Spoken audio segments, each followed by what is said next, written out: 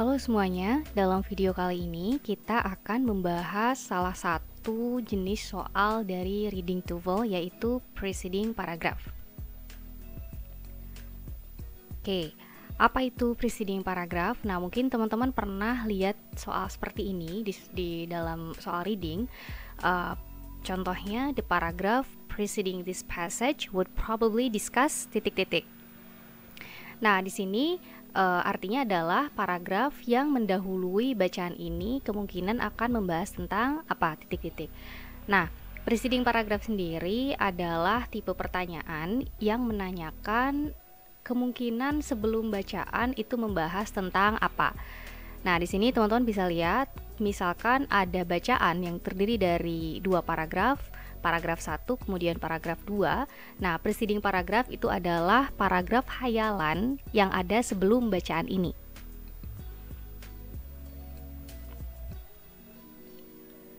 Nah, bagaimana cara untuk tahu bahwa pertanyaan ini menanyakan preceding paragraph?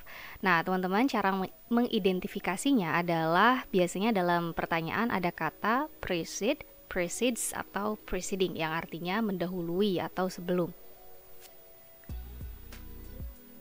Nah, kemudian cara menjawabnya.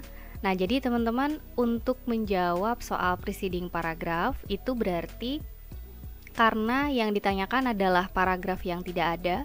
Nah, tapi kita sudah tahu posisi atau letak dari paragraf tersebut itu ada sebelum bacaan. Nah, berarti cara menjawabnya adalah dengan membaca kalimat pertama dari bacaan tersebut. Kenapa? Karena kalimat pertama dari bacaan itu adalah secara letak atau posisi yang paling dekat dengan paragraf preceding paragraf yang ditanyakan. Nah, setelah kita baca kalimat pertama dari bacaan, kemudian kita harus tahu maknanya, harus difahami. Nah, setelah itu kita prediksi apa yang mungkin didiskusikan di paragraf sebelumnya. Clue-nya itu teman-teman akan dapatkan di kalimat pertama tadi. Oke, nah kita langsung coba lihat di contohnya ya. Nah, jadi di sini ada soal. Oke, soalnya menanyakan preceding paragraph. Di situ terlihat ada kata preceding dalam soalnya. Nah, seperti yang tadi sudah kita bahas, berarti kita langsung cek di kalimat pertama dari bacaan tersebut. Oke, kalimat pertamanya ini cukup panjang. Oke, kita bacakan ya. Another myth of the oceans concerns Davy Jones, who in folklore is a mean-spirited sovereign of the ocean's depths. Nah, ini kalau diartikan berarti mitos lainnya dari lautan itu tentang Davy Jones yang kalau di dalam dongeng dia itu adalah roh penguasa lautan lah intinya. Nah, di sini teman-teman, dari kalimat pertama ini ada sesuatu yang bisa kita simpulkan, yaitu Davy Jones yang dibahas itu adalah pertama kali dibahas di kalimat ini. Taunya dari mana? Ya, kita bisa rasakan pertama, yang kedua di situ juga baru dijelaskan Davy Jones itu adalah siapa. Nah, oleh karena itu kalau kita akan memilih paragraf sebelumnya membahas apa, kemungkinan tidak akan membahas Davy Jones, teman-teman. Kenapa ya? Karena baru dibahas di sini. Nah, oleh karena itu kita bisa membuang pilihan-pilihan jawaban yang membahas Davy Jones di opsinya gitu. Nah, jadi contohnya pilihan A dan pilihan B ini kita bisa buang karena preceding paragrafnya itu tidak akan membahas Davy Jones karena baru dibahas di sini. Oke, gitu ya. Nah, kemudian yang kita bisa buang lagi adalah opsi yang D, preparing to travel on the ocean. Kenapa? Karena tadi clue dari preceding paragraph itu akan membahas apa ada di kalimat pertama, dan di kalimat pertama tadi kita tidak melihat ada pembahasan sedikit pun tentang preparing to travel on the ocean. Artinya berarti yang D ini tidak relevan gitu, teman-teman, tidak nyambung. Kita bisa buang. Nah, yang kita pilih adalah yang C, yaitu kemungkinan yang akan dibahas adalah a different traditional story from the sea, yaitu kisah atau cerita tradisional dari lautan yang berbeda. Nah, jadi kenapa kita pilih yang C? kata kuncinya ada di kata another myth of the oceans. Nah, jadi di sini kata another itu menunjukkan bahwa ini yang dibahas di bacaan ini adalah mitos yang lain atau mitos selanjutnya. Sebelumnya itu membahas mitos yang berbeda. Nah, cuma biasanya kalau di soal reading itu kita menggunakan restatement atau penggunaan kata-kata yang berbeda namun maknanya sama. Jadi mitosnya ini, myth-nya itu kalau di dalam pilihan jawaban itu diganti menjadi traditional story gitu, tapi maksudnya sama gitu. Nah, jadi artinya kita pilih jawaban yang C. Kemungkinan ini adalah yang akan dibahas di preceding paragrafnya. Oke, nah coba kita lihat contoh yang lain, teman-teman. Contoh berikutnya. Oke, ini juga menanyakan preceding paragraph. Di sini ada kata precedes di dalam soalnya. Artinya kita bisa langsung baca kalimat pertama. Nah, ini juga sama, kalimat pertamanya panjang. The most conservative sect of the Mennonite Church is the Old Order Amish, with 33,000 members living mainly today in the state of Pennsylvania, Ohio, and Indiana.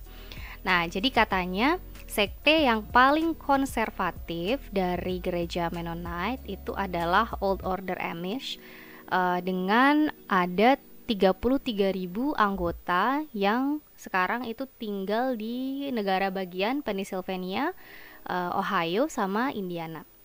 Oke, nah seperti yang tadi kita harus pahami nih kalimat pertamanya. Setelah itu kita bisa buang yang sangat tidak berhubungan, karena kan otomatis kalau tidak ada di clue ya berarti kita nggak usah pilih karena harus berhubungan antara tiap paragrafnya. Nah, berarti paragraf sebelumnya itu yang pertama itu kita bisa buang, teman-teman. Yang C, the communal Amish lifestyle, gaya hidup berkelompok dari orang-orang Amish. Nah, di sini tidak masuk ya ke clue di kalimat pertama, jadi kita buang dulu. Kemudian yang bisa kita buang berikutnya adalah pilihan jawaban D. Di situ katanya the most conservative Mennonites, yaitu Mennonites yang paling konservatif. Nah, yang D ini kita buang karena di sini teman-teman justru di bacaan ini atau justru di kalimat yang barusan kita baca di kalimat pertama itulah the most conservative Mennonites gitu. Sedangkan yang ditanyakan bukan yang dibahas di bacaan tapi yang dibahas sebelum bacaan. Nah, jadi yang D ini kita buang ya. Kemudian yang B yaitu where Mennonites live, ini juga sama dengan yang D, ini dibahas barusan yang kita baca di kalimat pertama. Jadi mereka itu tinggal di mana. Nah, artinya yang B ini juga kemungkinan nggak akan dibahas di paragraf sebelumnya karena ya dibahas di sini gitu, di bacaan ini. Nah, jadi teman-teman yang kita pilih itu adalah yang A, other more liberal sects of Mennonites, yaitu sekte-sekte lain yang lebih liberal. Nah, cirinya atau kata kuncinya ada di mana? Ini teman-teman, ada di kata the most conservative sect. Jadi di sini dia bilang sekte yang paling konservatif nih yang lagi dibahas di bacaan.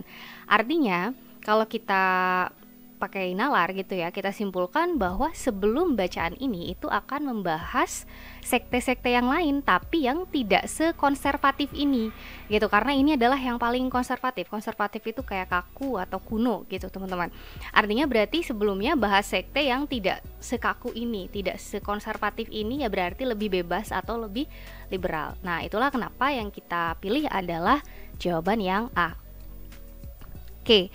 Nah, dari dua contoh barusan, mungkin teman-teman sudah dapat gambaran gimana sih cara jawab preceding paragraph dan bagaimana biasanya preceding paragraph itu kalau ada di soal. Nah, sekarang teman-teman mungkin bisa coba kerjakan sendiri nih. Ada satu soal tentang preceding paragraph. Nah, teman-teman bisa coba kerjakan dan teman-teman bisa pause kalau butuh waktu lebih banyak. Nah, setelah itu nanti teman-teman bisa jawab dan mungkin bisa menuliskan jawabannya di kolom komentar. Nah, biar nanti kita lihat apakah jawaban teman-teman sudah tepat atau belum, gitu ya. Oke, teman-teman. Sekian dulu, sampai sini dulu penjelasan tentang preceding paragraph. Sampai ketemu lagi di video selanjutnya.